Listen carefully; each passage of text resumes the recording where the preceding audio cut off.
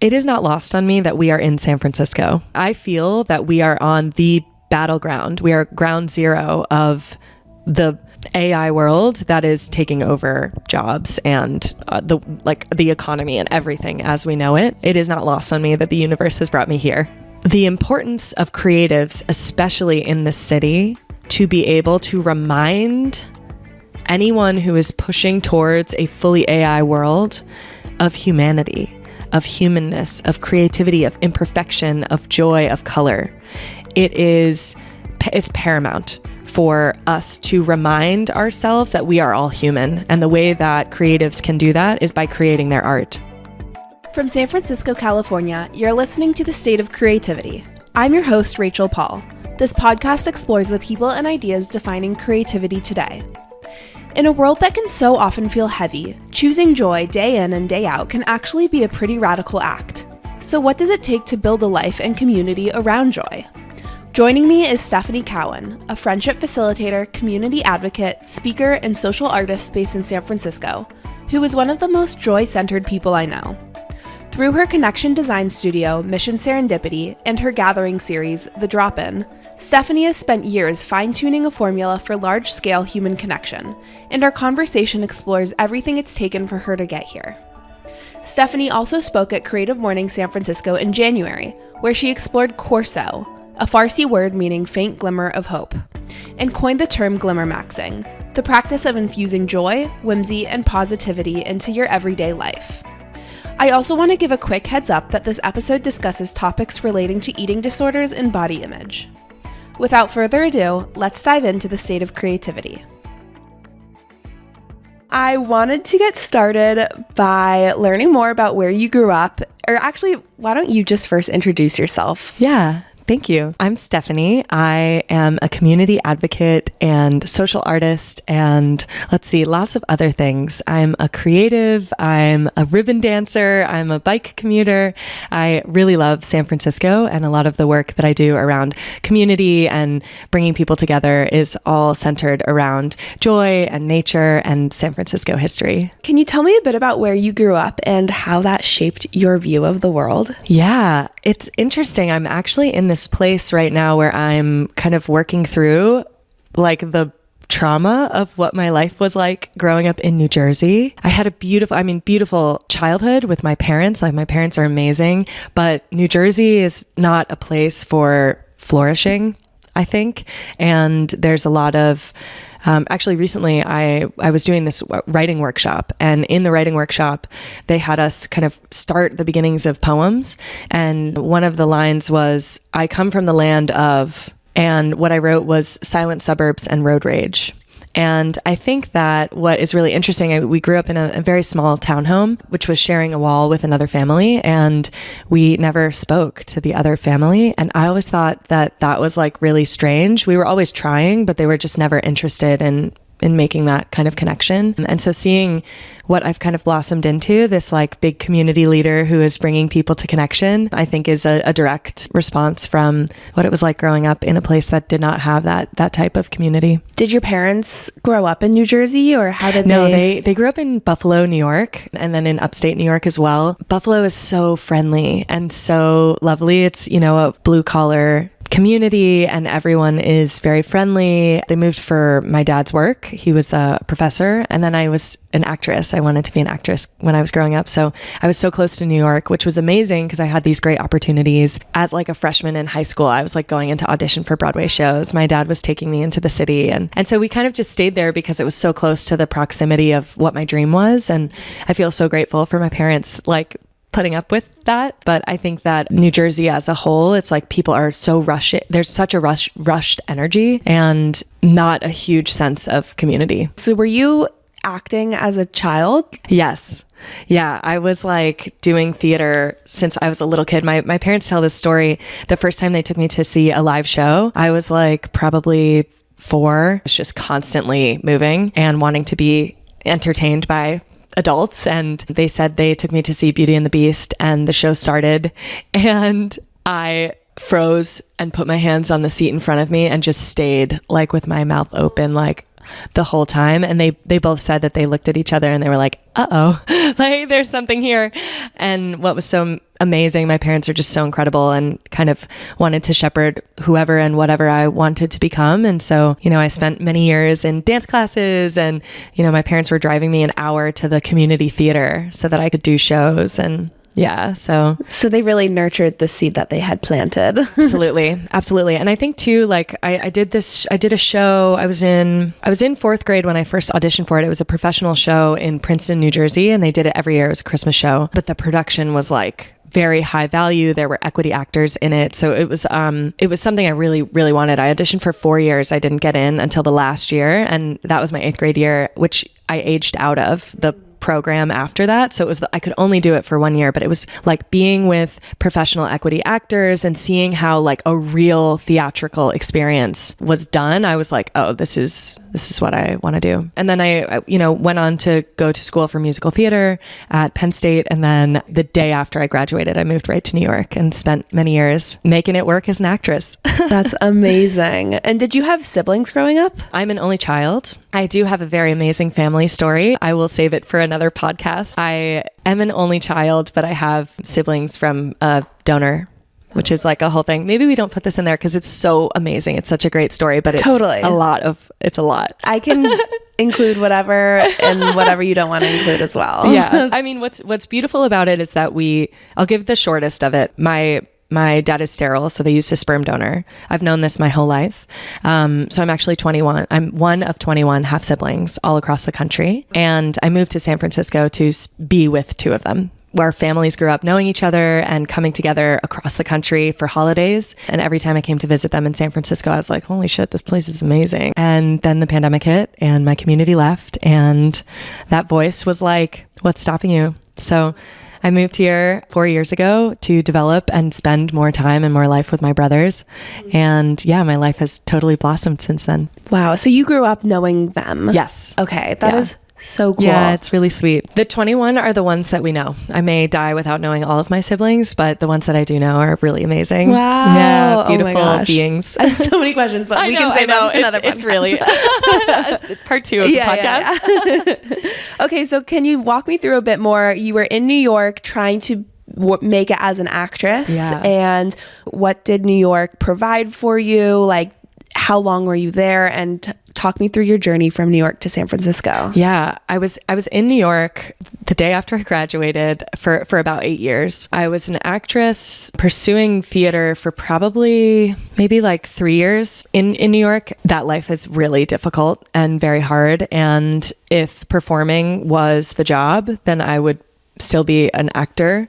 But the job is nannying and, working late hours at the front desk of Equinox, making $8 an hour while being really poor and living far away from places in the city. And I ended up having this moment. The first audition I did out of college, I booked, and it was it was for Westchester Broadway Theater, which is like a pretty impressive theater as when it comes to theater, and it was regional, so I could stay in New York and travel there. And it was a 6-month contract, and I was on my days off, I was working at the front desk of Equinox for $8 an hour, and I was just like, this is like really not fun. And I remember sitting in the dressing room. The dressing room had like mirrors on both sides, so there were like our backs were to each other, but we could see each other in the mirrors. And I remember probably being 5 months in or 3 months in or something, and telling the room like, I don't know if I want to do this anymore. This is like not that fun. And they all just turned around and were like, you just got here, you have to keep going, you can't stop, you have to go,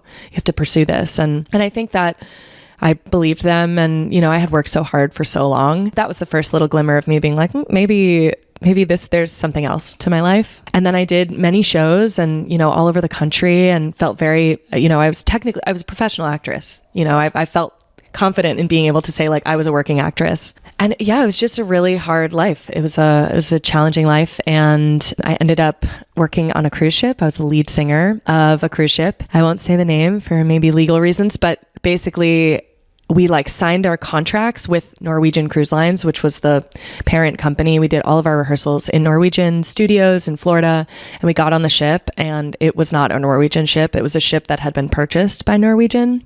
And they had a completely different set of rules. So like you couldn't take a coffee cup through a doorway. We had 4 shows. We were performing one show per rotation, and there was a 72-day cruise. So I was on the cruise for 9 months, and of those 72 days, we performed 4 times. And the rest of the time, we were in these like zookeeper outfits, like tending to the guests, and that was not what they had sold us. Oh, and of the 72 days, you only performed 4 times. Yes, and the rest of the time I was standing at doorways greeting people who were coming to see the special acts that they had like transported to be on the stage. And then I saw, the whole drama of like what actually is happening on cruise ships, which is horrifying and not enjoyable. Wasn't sweet life on deck? I mean, it was like, no, it was an upside down backwards world where like we were getting paid a significant amount of money for as an actor, what you would think of, but people that were also working on the ship who were like cleaning the toilets were making $400 a month. And that creates a lot of dissonance. And, a lot of these people are from third world countries. And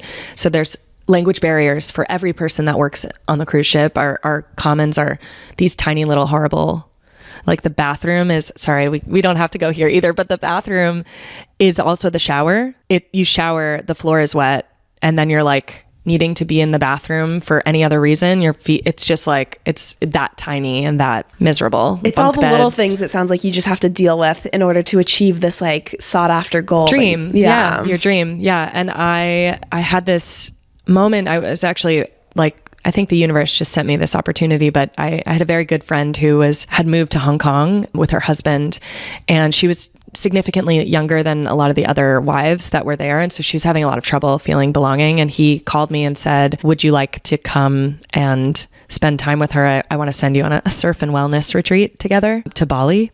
And I was like, yeah. And he's like, it's not about the money. It's more about if you have the time. And I was like, of course I would love to go. And I was moved out of my sublet, was on a plane the next day, like a couple days after I got back from the cruise ship. And we were in Bali, and it was amazing. Like, it's an experience I would never be able to have afforded if I was an actor. And I was having this massage, and I had my face in the thing, and it was like, a week into the experience. And I'm just like, wow, it would be so amazing to be able to afford a vacation. It would be so amazing to not have to work nights to go on a date. Like I could go on a date at nighttime. It'd be amazing to like be able to afford a massage, like all of these things that I had never, I was just so dead set on achieving the goal of being on Broadway that I was, missing out on all of these life experiences. And I remember my face was in the thing, and I was like, I don't want to do theater anymore. And that was really hard for me because I, am someone who achieves dreams that I set myself out for. And I didn't want to disappoint my parents. It was a collective dream that we had shared together, but I could not do it anymore. The experience on the cruise ship, I was like, it made me realize that they know that people will do anything to pursue the dream, their goal of performing. And I know that there's a woman in the world who would have done what I was doing for free because it is something that she wants so badly. And because of that economy within the structure of theater, it would never change to positively protect the people who are working in theater. And so I was just like, this is not what I want anymore. So I got back, and I had this friend who ran a digital agency, and for years he was like, come work for me, do social media. And I was like, no, I'm an actress. And then I got back and I was like, can we talk? And can we, and so he hired me, he took a chance on me, and that was really incredible. I spent 6 months there learning how to be a good boss from the experience that I was witnessing him being a really bad boss. He was just a really toxic being. He was not well and not really ready to lead. And so I saw all the ways that his actions created hurt as someone who was working for him. Just taking little notes. And 6 months in, some, little fracture happened. And I was like, I think that this is time for me to go because I can do this with client. Now I know how to do it, and I can run social media, take photos with clients. I can do that on my own, and I can do it with clients I care about for a significantly cheaper price. So then I was like, okay, great. I'm like off on my own. I started building websites, and I love websites. Like even in college, I like built a school website for our musical theater program because other programs had it and we didn't. So I just made it and took it to the head of the program and was like, we need this if we're going to be a serious musical theater program. And that website to this day is still maintained by a student every year. Yeah, it's beautiful. And as my journey of creating, and I just kind of kept getting referrals, and I was being really scrappy about photography. I loved photography for my whole life, but I started going around New York City and, photographing influencers and being outside. I'd be in my like big parka and we'd be just like getting as many photos as we possibly could. And my interest started growing and I was really good at what I was building. And I got to the point where I wasn't able to do it by myself anymore. So I started thinking, okay, well, maybe I'll like hire a team, someone to support me. And I ended up reaching out to some people at the Penn State Musical Theater program and started hiring my friends and alumni who had gone through the program. And I started teaching them their specific area of genius. So one of the guys, Dan, my deep friend, he was the student who was maintaining the website that I had made years before. And then he became my team member and we worked together for 7 years. And he's like been on off-Broadway during that time. And so it's been really amazing for me to build something after that was still serving a community of people that I really love and care about. And I think that if I had financial security and independence while I was an actress, I probably would have stayed longer, but the feeling of that was so bad. And then I, through them, I get to kind of live out my dream by working with these amazing people who can now have remote jobs and get paid fairly. It seems like you are such a natural born leader, and I can tell how deeply you care about the wellness of others. Yes. You're not going to sacrifice other people's well-being to boost yourself up. Yes, it's a team effort. Yeah. This is one of my like big things I want to stand on when I speak on giant stages. When you take care of the people that work for you, you make more money. The world is happier. We are more well. It's like, I don't know why companies have not figured out that taking care of the people that work for them, making sure that they feel secure in their health insurance and in the payment that they're getting. It's like, it's so important. And I think that a lot of larger companies are so greed focused. I refuse to be. I have an email signature that says, please note that work-life balance is really important. And in pursuit of that, I don't answer emails before 10 a.m. or after 5 p.m. or at all on the weekends. And like, people love it. People are like, damn, that's really amazing. And I stick to that for my team as well. I don't want anyone working for me to ever be stressed or overwhelmed. It's just, I'm always like, we're building websites. When I ran a digital agency, I was like, we're building websites. There is no such thing as an emergency. Yeah.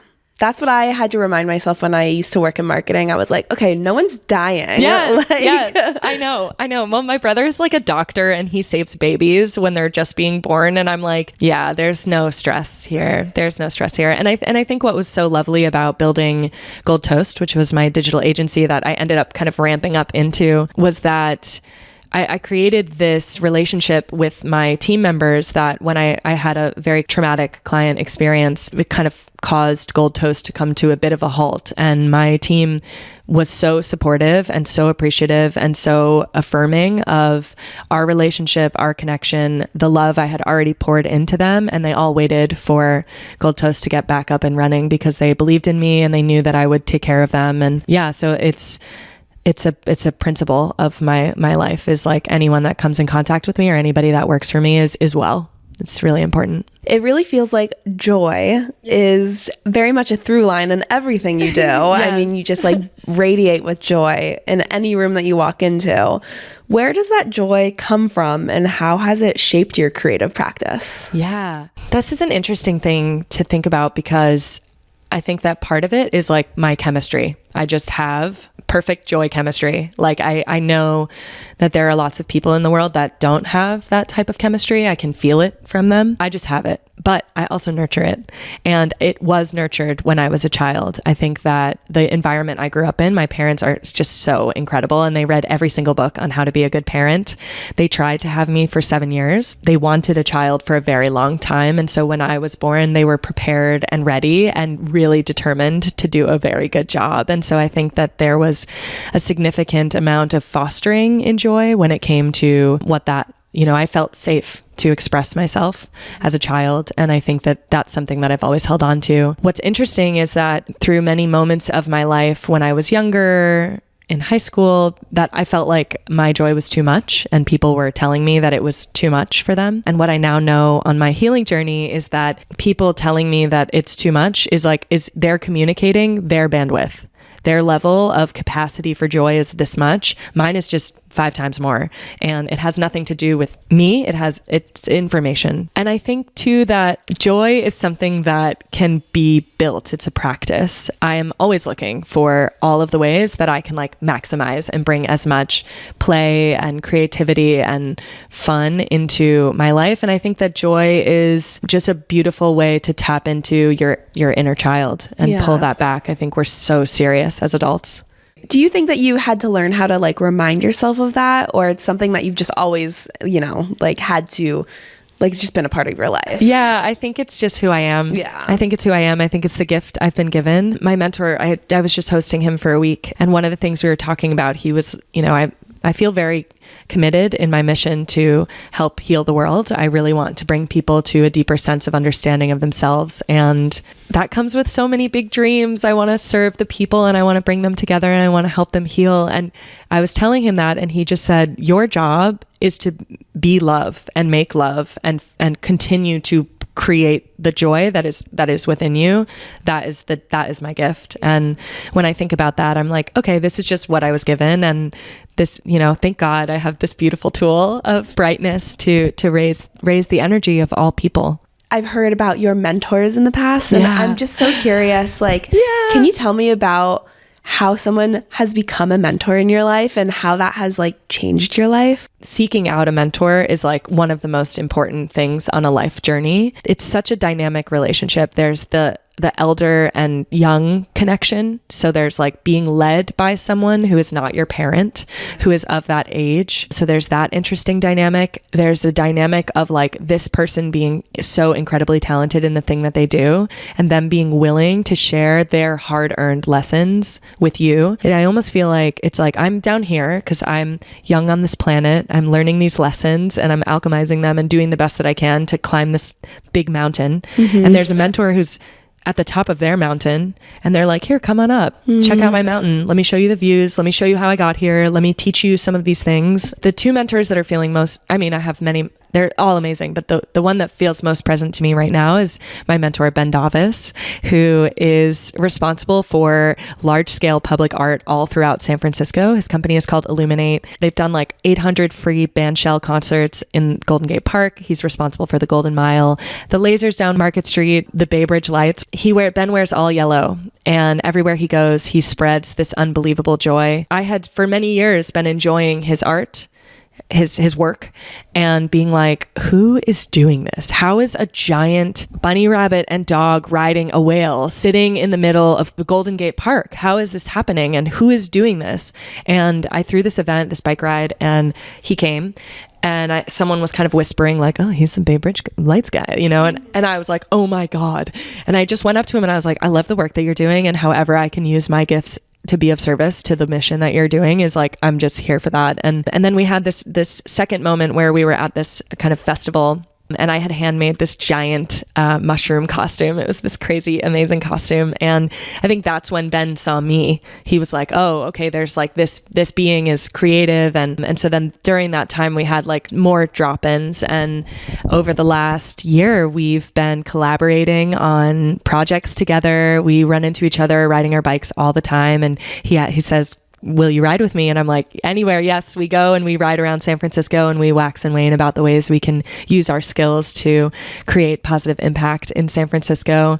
I could talk about each of my mentors forever, but what I love about Ben is that he has a perfect blend of like aristocratic play where he's understanding the government and how it works and who he needs to be in connection with, and like guerrilla warfare where he just like overnight paints a giant circle on the block to slow down traffic. I have so much to learn from him, and he's always so free in sharing of those gifts, and it's belonging in a way that you cannot find in many other connections. My other mentor, Andy, on Andy's Wikipedia page, it says that the United Nations has said whatever Andy is suggesting, we should do and take very seriously. And to be in space with someone who is so dedicated to helping the world, like, will create more amplification of the mission that I am here to serve as well. And we speak the same language. We are both connected to the same source. And it's kind of funny because like not many people are connected fully to source. And so I get these downloads all the time, and I don't really have many people to talk about it with. And when I'm in space with my mentors, I'm in full belonging. I'm able to share, the somewhat woo-woo things that are coming to me. And he's able to say, oh no, I founded a company where we did a bunch of studies that prove exactly the download that you just got. So you just really have trusted your intuition and lean into that. Your intuition is everything. The only time I've ever been anxious is when I am outwardly denying my intuition. Learning to surrender to what I'm being presented and how my feelings are immediately when I meet someone or when I'm in space with someone or when I'm presented with an opportunity. Like, my intuition has never been wrong. Our intuitions are never wrong. We just need to relearn how to listen to them and honor them and put them as top priority above all other inputs. That totally resonates, and it's so hard to do in today's world, but like, that's, I think, what at the core of like a creative practice is. It's just like following your intuition, feeling what feels good, and just doing it for you and nobody else. Yeah. And when you're able to be in connection to yourself, authentic connection to yourself in that way, it's very magnetic. It's very attractive. Art that someone maybe wouldn't make for themselves feels curious and exciting because it's so aligned in the essence of the being who created it. And intuition is the driving force of that. It's so confusing to me why art even exists as a concept. And like, for like since the beginning of time, humans have been creating art. Yes. And there's logical, scientific reasoning for this. But at the end of the day, like, someone picked up a tool and used it. That is this energy from the world translating into the output that they're putting out. Yeah. That's so powerful. Yes, I know. Well, and it's our nature. It is within us. And my favorite art Bible is The Creative Act by Rick Rubin. And I have it on my coffee table, and I will just open up to a chapter and just read each day, being like, what is the message I need to receive today? And it is like, it's spot on. There's so much about creation. I first found out about, the drop-in and your community activism and involvement when you were hosting a joint event with Ben Davis, the bike ride through Golden Gate Park, and we were going to check out all the art. And that was through this TikTok, I think, that kind of took off. Yeah. And I was just like really taken aback. Like, if you could just tell how much you admired Ben and valued his work, and you were just so excited to share his story. And so sharing your journey seems just like very central also to who you are. Yeah. Like joy, storytelling, sharing, all of that. So is storytelling an inherent part of your personality like joy is, or is it something that you're more intentional about doing? And how has sharing your story shown up across the chapters of your life? Yeah, thank you. I love these questions, Rachel, because I really am feeling so seen by you. So thank you so much. It's like, I was reading them last night and I was like, damn, she's really got me. She's teased me. Thank you. Yes, I am a storyteller. I have always been a storyteller. My mom says that when I was young, I would come home from school, they would make dinner and we would sit down as a family and I would just tell them stories that would make them like hysterically laugh. I have always been clicking into the essence of storytelling. I think when I'm like narrowing down to like, who actually am I? It's like, I'm a storyteller. I'm using my stories to inspire people to live big lives. When I think about my inner child and my younger days, I spent 15 years pursuing a theater career because I wanted to tell stories that impacted people and helped people heal and helped people move through real life pain. Gosh, I love telling stories. Like, I could tell stories every day for the rest of my life. It's one of my divine connections to source, and it comes out so naturally. And I love the idea of having stories that are full of life's heartbreak and joys that have humor and levity. And I will even spend time, like if there's a big event that happens in my life, I will tell the story to multiple people and I'll like see how it's landing, and I'll change and tweak the format to make sure that the story is like a lovely arc that makes sense, that's clear, and that makes people smile, laugh, or just get the picture. My storytelling like really kind of kicked off. I would do this like when I was dating. I'm like no longer dating. I'm just in my life and on my path. But when I was trying to date for many years, I was just collecting these really hilarious and kind of horrific, sad dating stories.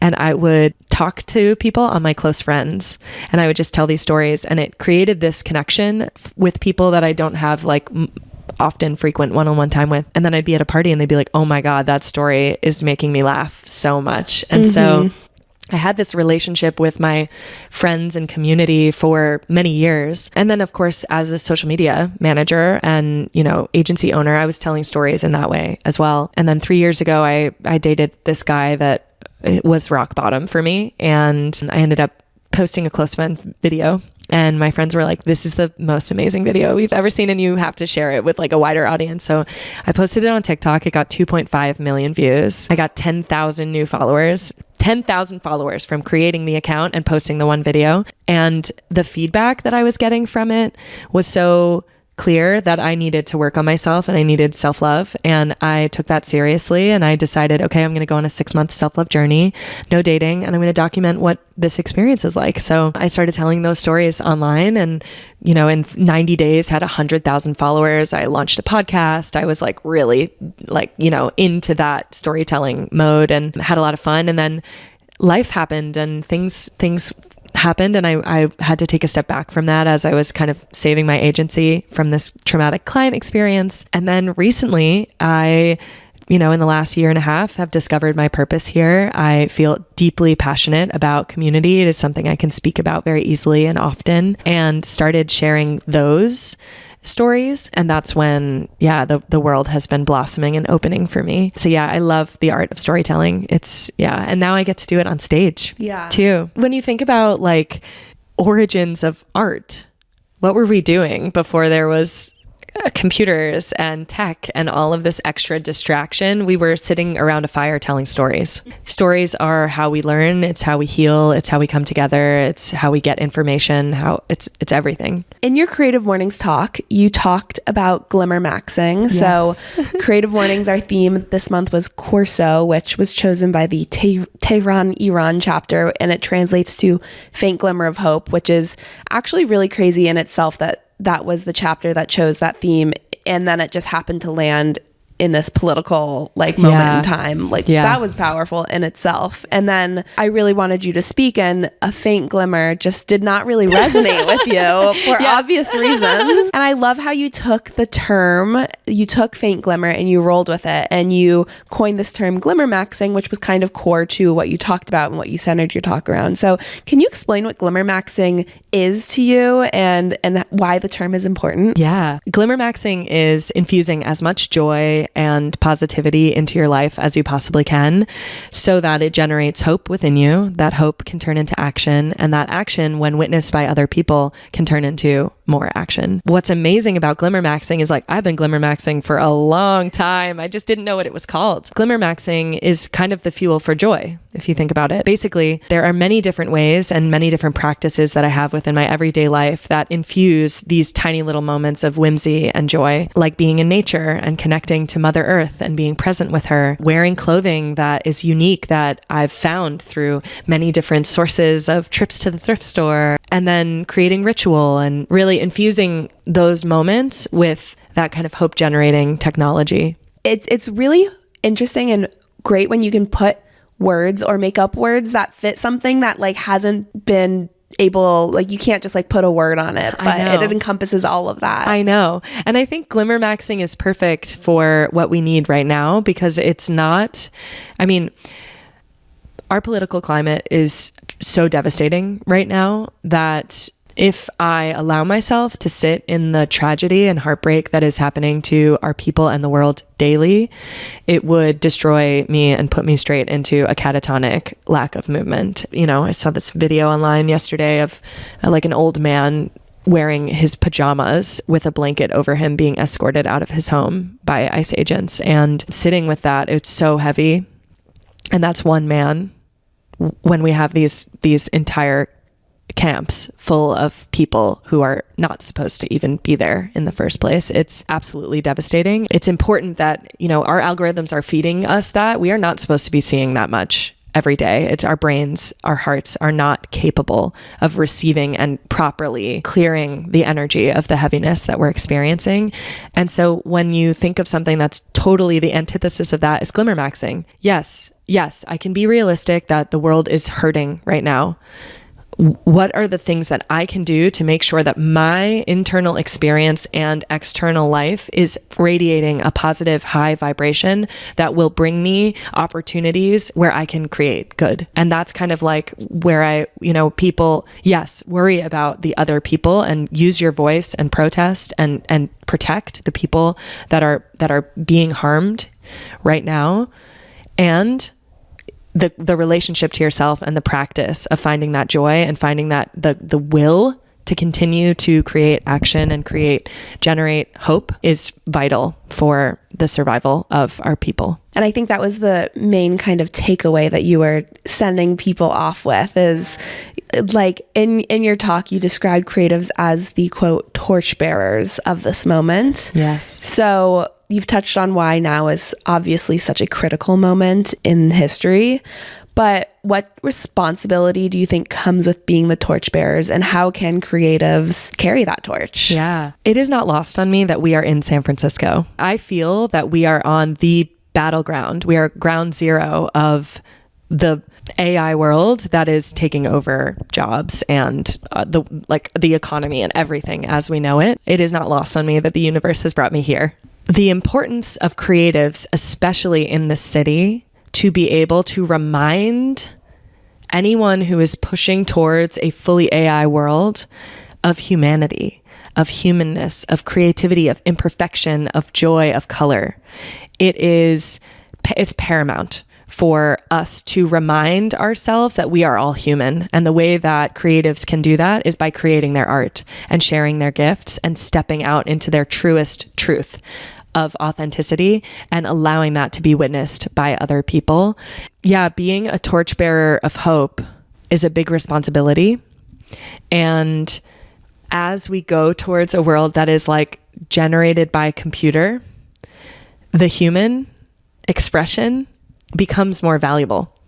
Like, we know when someone makes a shitty AI poster. It's so obvious because it's lacking human expression. And the way that creatives can support and bring others, show what joyful and creative expression looks like, is by creating, is by allowing that to be as much as possible. And in that practice, you feel better, you feel more regulated, you're closer to the connection of self, you're processing your grief, you're processing your joy, you're putting it all into beautiful pieces of art. And that art can inspire hope, can inspire action, can inspire people to look around and say, okay, well, what do I value? You emphasize in your talk as well, just in life in general, nature, movement, somatic practices, they're all gateways to glimmer maxing, to bearing that torch and bringing hope into our world. So how has listening to your body reshaped the way that you make decisions, both creatively, professionally, in your everyday life? I'm feeling ribbons, dancing movements, all of that. Connection to body, I have learned, is everything. It is the top priority. And I come from a world of theater where the expectation was being as skinny as possible. And I played into that world for many years. The patriarchy has women very distracted in their desire to be as small, take up as little space as possible, despite what their bodies maybe want to do. I have been on a very long journey of healing my relationship to my body. I think we all as women come with this, we are handed this expectation and this kind of set of rules that we are supposed to force our bodies to conform to. And as I left the theater business, I allowed my body to be more naturally, started finding more peace and balance in my workouts. And then unfortunately during the pandemic, I was alone in New York City for a year and a half, felt the depths of what loneliness actually looks like, which is how I have the fuel to build now. But it was a very dark time, and I actually ended up developing a binge eating disorder where I was comforting myself, trying to comfort myself as the only thing that I had access to. And then when I moved to San Francisco, I realized, okay, this is not how I want to live. I feel very stuck. I ended up seeking out a program that was a 3-month program. It was absolutely incredible. It was not about losing weight. It was about healing your relationship to self, healing your relationship to your body. And that opened this entire door of the concept of somatic expression and somatic healing. And that is the tool that everyone needs on the planet. Learning how to regulate your nervous system. Our bodies have the beautiful gift of fight or flight. That is going off when we get an email. That is going off when we are running late. That is going off when we get a text message that makes us feel unsettled. And we are not equipped with the education on how to clear that from our bodies. Not to mention, we're not using our bodies anymore. We're sitting at these computers in this kind of closed state that is stopping us from being in full health and full expression. And so through my relationship healing my body to healing my relationship to self and body, changing how I viewed size and clothing, started dressing myself for comfort and color and creativity. And then found that somatic healing, meditating, being in nature, dancing. I mean, let's talk about dancing for a moment, is the greatest tool for emotional and health regulation. As a woman, we come into this world and we are told all of these conditions on how we are supposed to act when it comes to sexuality. Somatically, I've done a bunch of practices. The ones that I would definitely recommend for anyone who's like getting into it,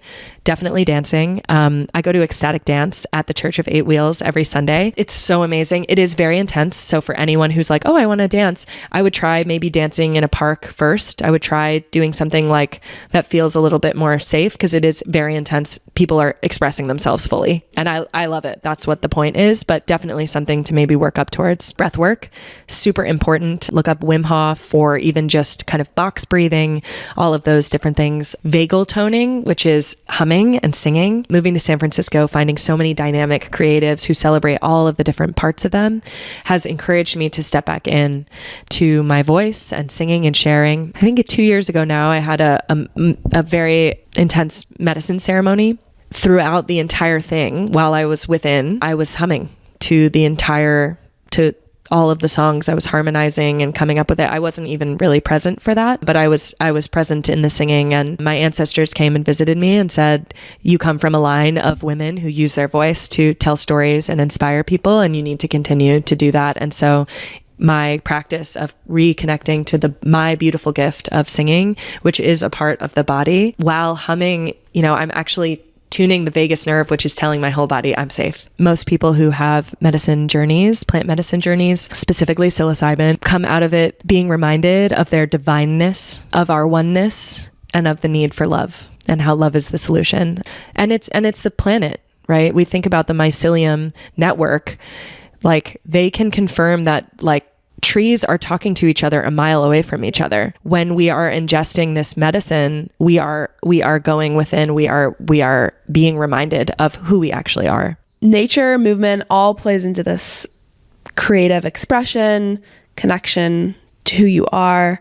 And I want to talk a bit about, both the drop-in and Homecoming, which was your most recent endeavor. Can you tell me the story behind the drop-in and how that idea emerged and what you felt was missing that you really wanted to create with it? I moved here 4 years ago, and I landed in San Francisco. My friend Nick Gray, who was in New York, he used to throw these like pretty funky parties.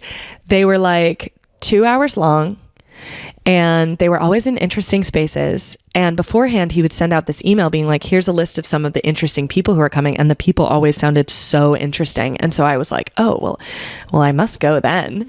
And I would go, and he would sometimes use a chicken to get people's like one of those chickens. He'd like use a triangle, and then the party would be like, the party would hit the 2 hours, and he's like, okay, it's over, bye, and like kind of kick everybody out. And I was like, there's something going on here. I don't know what, but there's something going on here. And a few years later, he released a book called The 2 Hour Cocktail Party. Basically what he was doing was beta testing us as the way to find out, okay, how do I throw a gathering that is the least amount of effort, highest yield for being seen as a community builder, being understood as like this person? How do I make new friends? How do I get new opportunities? And he figured out throwing this 2 hour cocktail party was the way. So I bought the book and was like one of the first few people to ever throw a party based on the book. And I followed it really to the T. And as I threw it and I was like, damn, this is like really, it's a great formula because it's low effort and easeful and helps people come together in just such a beautiful way. But what I was finding was it was kind of network driven. It was like your name and what you do for work. That just like sets the tone for the entire connection. And I love the book. I think everyone who is moving to a new place should throw these 2-hour cocktail parties. But what I started doing was shifting and tinkering the formula specifically for friendship.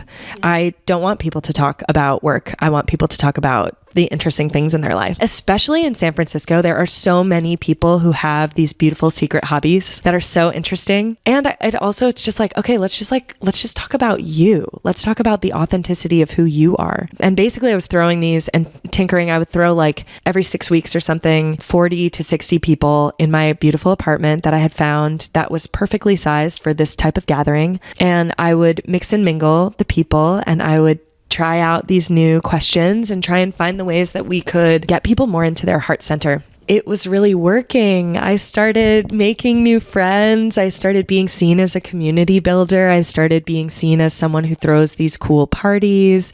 I was getting these cool opportunities for work. I was photographing people through these parties. Like it was like my life was really blossoming. And then it got to the point where I decided to call it Club New Friends, which was a great format because then when I was inviting people, basically I would go throughout my life. I would meet someone like on the side of the road. We'd have a great conversation. I'd be like, hey, I'm throwing this party. You should come. And it was a great way for me to kind of vet people, see how they behave in group settings. I didn't have to do one-on-one time together. I could just see the essence of them and get like, some people are like, oh, that person was so cool. I'm like, okay, noted, cool. So it was just a great way to like vet people, bring people closer to me, all of that. And then in December of last year, I did a medicine ceremony and I asked the medicine, show me what a life looks like where I am taking the best care of myself as possible and what are the obstacles standing in my way. And she came back and said, focus on healing as many people in the world as possible. And I said, okay, I will, but you have to take care of me. You have to look out for me and you have to protect me. And she said, you'll want for nothing. And I said, okay. And that day I signed the contract. And while I was in the journey, the drop-in came to me. And she said, this is what it is. And it will be something that 1,000 people will do and gather in connection. And what I learned from that journey was that this thing that I had discovered is not something for me to just keep so that I can make friends. It's something that the entire world needs. And after 3 years of tweaking this beautiful formula, I threw my last Club New Friends on my birthday. My parents were there. My mentor, Wendy, was there. It was just such a beautiful closing. And I kind of announced and said, I'm going to pivot this to share with the world. And then I started throwing large scale 100 plus person gatherings that mix and mingle a room full of strangers and bring them closer to their heart center and help them find genuine friendships and connections. And that's what the drop-in is. That's what the drop-in is. Yeah. Obviously you felt called to do this. Was this something that you wanted, or do you still want this to become like your entire purpose? Like, do you still do photography and social media management, or did this kind of like take over everything? I'm in such a unique moment in my life journey. I have made some pretty large decisions to leap in many different ways throughout my life. Leaving the business, leaving theater, moving to San Francisco, all of these things. I make these choices based on my intuition. As the drop-in was becoming something of importance, I was getting these opportunities. I started speaking more, and that was like a true return to the essence of my dream of being a performer, of, using my energy to hold a room and to inspire people to action, telling stories. It's like, it's all kind of coming back. And I loved my photography career, but there came a point where my body did not even want to send a single contract. People would reach out and be like, hey, I want to do a headshot session. And my soul was just like, I can't do it. Over the last few months, I've actually been closing the photography portal. It has been something that has sustained me and kept me well and happy and provided for many, many years. And it is time for me to believe in myself. It is time for me to know that I'm supposed to be on large stages. I'm supposed to be sitting, telling stories on podcasts. I'm supposed to be throwing large scale connective experiences that change the way the world gathers. And I have to be focused in that. So yeah, I'm in this kind of really large pivot where I'm just fully stepping into that and trusting the universe agreement that she wants this. She wants me to be in my fully aligned purpose. She wants me to be focused and concentrated on creating joy, bringing people together, and raising the vibration and bringing people to healing. And I think that what's really interesting, touching on homecoming, I've lived in the neighborhood for about 3.5 years, and it's a beautiful neighborhood, but it's very disconnected. Just the buildings and the way that it works and the culture within this tiny little space of the city. This is Mission Creek. Yes, Mission Creek, which is a beautiful little kind of micro neighborhood. A lot of people actually don't know about it. It originally was East Mission, but I stand behind it being called Mission Creek because the topography of the land is why the community is the way that it is. So basically in the 1800s, it was a creek. And then when the creek dried up, it became kind of marshy wetlands, which is not good to build housing on, which is why they put all light manufacturing there. So the neighborhood is primarily made up of giant warehouses, old warehouses. Yeah, it's very industrial. American Can Company. We have Tartine and Heath, which have built out in these old warehouses. The zoning specifically for this area, you cannot build new housing in this area. It is specifically for repair and creation, which means this entire neighborhood is full of artists in these ginormous, crazy, fun, cool vintage lofts. And that community of people somehow has just not been activated in the way that I dreamed. And I got this idea to throw homecoming because I had applied for a grant from the Civic Joy Fund. I won the grant and had pitched them an idea about a long table eating together. Funny enough, a few months later, the longest table came to San Francisco. And so I was like, that's actually not my idea. That was just Source giving me someone something else. And I was sitting in the park and I met the mushroom woman, the lady that sells mushrooms in the park. And I started kind of unpacking this idea of like, how can we create a deeper sense of belonging by asking the neighborhood to contribute their specific gift? This is an entire community full of people who are doing really fun things. Like the Aesthetic Union is the last print press machine company. Such a cool space. Amazing. It's just such a beautiful, it's women run. It's been open for 17 years. It's a beloved space in our neighborhood.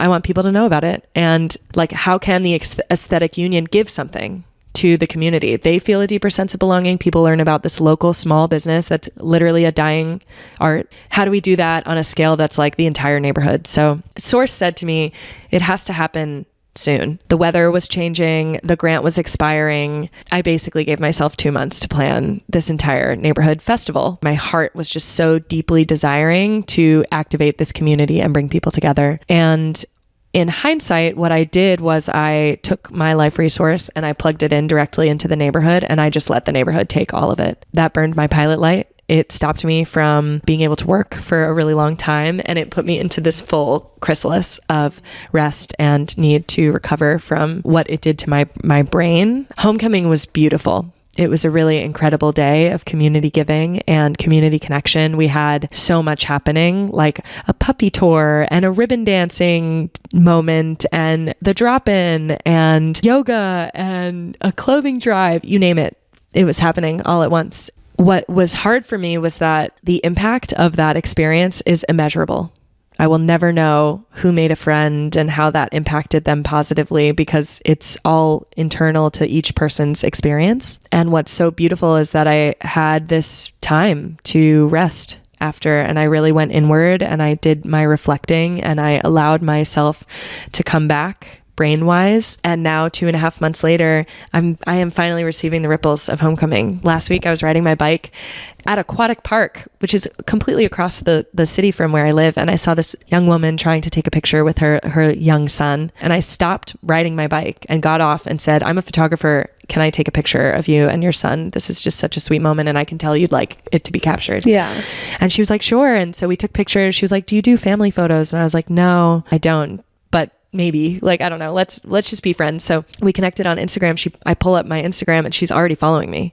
And I'm like, oh shit, you're already following me. And she goes, oh my God, you threw homecoming. She was like, I live in the neighborhood. I am a new mom. I met all of these other moms. We go on these walks together. I love I went to the print press machine place. She was like, we spent the whole day enjoying this, and I was looking for you all day to thank you, and I couldn't find you because you were just, doing your thing. And like this random woman that I offered to photograph across the city at Aquatic Park has been directly impacted by the work that I did. And that was just really unbelievable and so moving. And like, you have to, when you're doing work that is kind of serving the people, that's really immeasurable. Like the belief that it's good and it's doing it and the ripples will come back in the time that is right for them is definitely a lesson I learned. But I do want to talk about something, Rachel, because, okay, my burnout, right? Full identity burnout. I forgot who I was. I forgot that I did the Ben Davis bike ride. I forgot what my mission was. I forgot who I was. There were moments where I was literally like, people were like, how was homecoming? And I was like, I don't know. And that was really hard. I don't think I realized what burnout was. I did not understand that it was like, it's like your brain just being like, okay, you've overloaded this. We're off line for you because you will not do it yourself. What has happened is that the only thing my body wanted to do during that time of rest was create art. It was all I could do. I'd be like, maybe I should start moving again. Maybe I should draft up that proposal for that amazing opportunity someone is offering me that I literally cannot move forward in. I've been making giant, large scale pieces of art, like beautiful paintings. I've been making art with found objects. I, cleaned out my whole house during this recovery time and put it in a place that will prepare and be the space for the embodiment of the me that I'm stepping into, the worldwide speaker and influencer of connection. And I was finding all of these things that I have been keeping because I'm kind of like, oh, that could be a cool piece of art. And I was stuck. I was, focusing so much on the outward. I was not taking care of my body. I was not honoring my body, and I was not creating my art. And so when I was touching all of these things again, they were brought back to life. And then I started getting really inspired with making these pieces with found objects. I think that's one of the hardest things today is like just doing things to create for the sake of creation, especially in a world that is so fast moving. Productivity is the center point. Like San Francisco AI, like is only accelerating that. How do you defend slowness and the sense of wandering and what is quote unquote like unproductive joy as like what is truly meaningful creative practices? Yeah, this is a great question and so important. I think that the final learning of my lesson of homecoming is I will not create the version of me that is able to create the positive impact I'm looking to make in the world unless I am regulated, in flow, and moving slowly. And I come from a life of theater where that's constant hustle. You wake up at 5 a.m. and you stand in line begging to be seen. You are late for your work. You're a waitress. You're a nanny. I mean, it's just the stakes and the cortisol and all of the things that come with that. It's like, that's been a lifetime. I lived in New Jersey, road rage. There's like our entire lives are pushing us towards faster, quicker speed. What source told me while I was in my full chrysalis of recovery was you will have everything you want when you allow yourself to finally be in flow. And because of that, I've actually been able to really put in some very specific guardrails. I no longer rush, even though it may make me late. So I was late today. I no longer need to be obsessed over hitting this specific number. It ended up being completely fine. And I could show up more in my presence, less overwhelmed. And then thinking about, I have so many big dreams and I was pushing them. I was cranking the flywheel by myself. Slowness, softness, flow allows the universe to help you. Going for a walk without your cell phone and no direction of where you're going can put people and things and thoughts in your space that you otherwise would. I got the idea of homecoming because I was sitting in the park by myself and the mushroom lady came by. She gave me the idea to throw this large scale event. It's like when I am surrendered to flow and trusting that the universe is here for me, she wants the best for me. And when I am in my fullest potential, I can do her work. I can do the best good is so important. It's funny. During my burnout, I really did let myself rest. Sitting there, just like looking at plants and looking at trees and looking at movement and allowing my body to be completely still, that is a luxury. That is something that we as in our society do not allow ourselves to have. It is the key. And it's something that I think needs to be learned. Learned, taught, implemented, practiced, protected. I do agree, like this sense of whimsy and wandering. It reminds me growing up, I loved to come into the city and go to Chinatown. And like I had zero plan and I just walked through these insane stores with like basements and you would just go on an adventure. Same with like the Haight, like those are my two favorite neighborhoods. And I think that practice of having no plan and just spending a day exploring and leaning into whatever comes your way and saying yes to opportunities and smiling at others, like brings so much color to life. Yeah. Joy. And I do connect that with Burning Man. I think Burning Man is an excuse and an opportunity for people to make time for themselves. What I loved about it is, especially in like the deep playa, you just like bike into the ether and suddenly you're like in this art installation of like giant grass and you feel like a bug and like you can feel the energy and the time that people pour into it. And I also understand that and agree with, like, if people put more of these seeds and opportunities of discovery in the spaces that we live in day to day, the world would be just like a happier place. And I think as an adult, like you just need to plan so far in advance to like get dinner and catch up with a friend. But there's something so special about these spontaneous moments of connection that I don't know like where I'm going with this, but it's so important to like the creative process and just like understanding yourself and being in flow with the inner workings of our world. Yes, you are touching on something that's so important. What you're touching on is the lack of serendipity in our world and the need to create space for that serendipity. The thing that I got out of Burning Man was what became for me my practice of serendipity walks.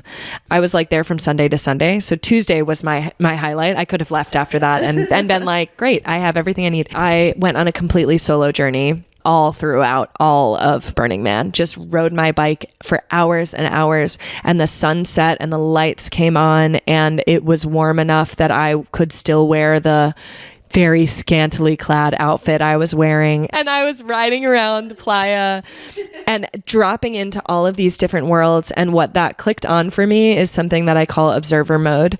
And for me, the work that I'm doing, I'm serving the people, and I have to kind of almost learn the skill set and study of these specific groups so that I can create experiences that help actually bring them together. And so I was in full observation mode. I felt like I had this shield on and no one spoke to me. I was just completely present in the experience of witnessing the world and the magnificence of all of these different worlds happening all at the same time at Burning Man. Because of that experience, that is what inspired me to be like, oh, well, maybe I can just create that in my everyday life. Maybe I just leave my house and just go on the adventure and see what the journey is taking me to. Serendipity is everything. Serendipity is how people used to meet. It's how you get opportunities. It's how you are presented with information and inspiration and all of these things. And so for me, like serendipity walks are the most important thing. Going through Chinatown and being surrendered to the experience of what could be presented to you you're only going to be presented with goodness. And I think that surrendering to that serendipity just creates the magic. It helps you see the magic more clearly, and it helps you connect. And serendipity walks, you're fine-tuning your intuition. Quick note that from here on out, which is the last 5 minutes of this episode, the audio has shifted from the microphones to the camera audio, which is why it sounds a little less high quality. By facilitating these spaces where joy and connection are the whole point, what have you learned about yourself and about people in general? What I've learned about people is that we are all really just wanting belonging. What I've learned from myself is like the closer I step towards opportunities that allow me to speak and share my vision and my dreams and my learnings, the more useful this experience of helping people will be. What gives you hope as you think about the future of creativity? We as humans have been making art for the entirety of our existence. And as long as there are humans, there will always be art. And I feel hopeful in that because art inspires and art is vital. It's a vital resource for well-being and health and creative expression and healing. My last question, if someone took just one practice from your work and committed it daily, what do you hope it would change for them? The obvious one is dancing. Organic movements that are expressive to who you are based on the music that you are hearing is art. It is creation. It is clearing. It is connection to source. It's everything. We are not dancing nearly as much as we should. And when we are dancing, it's in these containers of like a club or like a dance class. It's not acceptable for people to be dancing in the park, which is part of my mission, is going to the park and dancing with these beautiful, giant, colorful silk ribbons and inviting in, I have extra ones, and inviting in anyone who wants to join.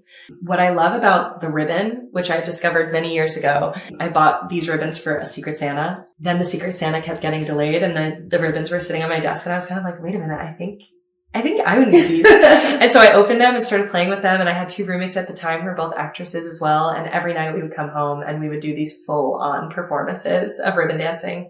And I think that what is so special about these ribbons is that they activate people's authentic movement in a way that they otherwise wouldn't if they didn't have the ribbon as a prop. I look at the ribbon as a tool. What's amazing about it is when you move, you can see past movements. So there's this kind of like creation that's happening. Yeah. And it gets people out of their heads for the fear of being perceived and more focus in the actual ribbon itself. Whenever I go places that I know I'm dancing, like Daybreaker, I'll bring 6 or 7 ribbons and I will hand them out to people. And as the day is going on, I'm seeing these people pass around, children and older people in wheelchairs, all using this ribbon as a way to express themselves. I think it's permission. And I think it's like such a great way to break through the barrier of fear around being perceived.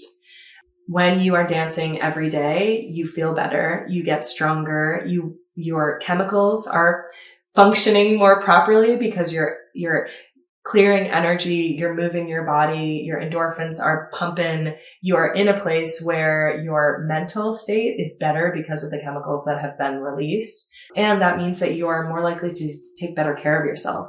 So you'll probably eat better, you'll sleep better, you'll feel more confidence, you'll develop a better relationship with your body, and you'll connect to your sensual energy, which is something that's, so important. It is a chakra of ours that is like the key to our power, especially as women. And so allowing yourself permission to move your hips and be present in the expression, in the sensual expression of your body will unlock your sex life. It'll unlock your ability to stand in front of people and be perceived. It will help you develop a deeper connection to self. It's like ownership over your body. Yeah. Everything.